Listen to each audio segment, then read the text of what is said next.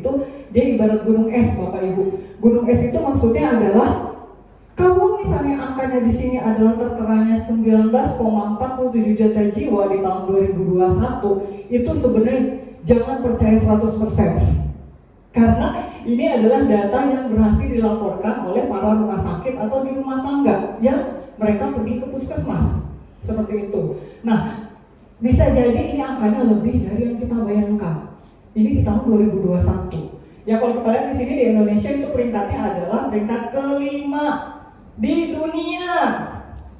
Jadi jangan bangga dengan 10 besar kalau misalnya kenyataannya adalah penyakit bukan prestasi yang positif gitu ya.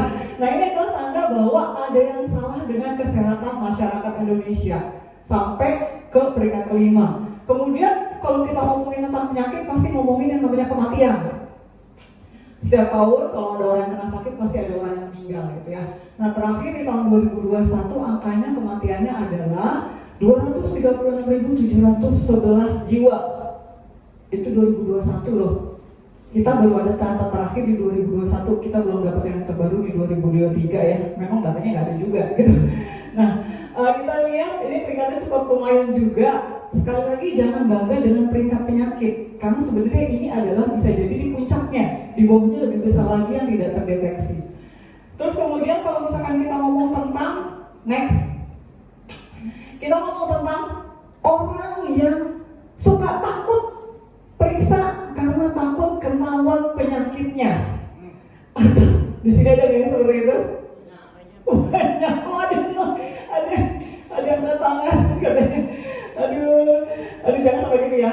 Nah kemudian ada juga sebenarnya tipikal orang yang kita bilangnya ada tipikal orang yang malas disebut menderita DM.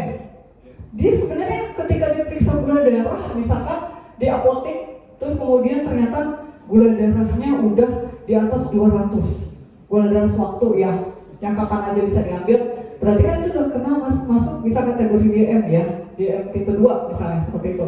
Nah, dia mengelak, ini sih, ini mah enggak lah, bukan lah, nyantai lah, masih bisa makan mie lah, masih bisa makan minum boba lah, seperti itu. Jadi dia mengelak. Nah, kalau misalkan kita ambil dari 100 orang periksa, 100 orang misalnya periksa, itu orang yang mengelak adalah jumlahnya sekitar 73 orang.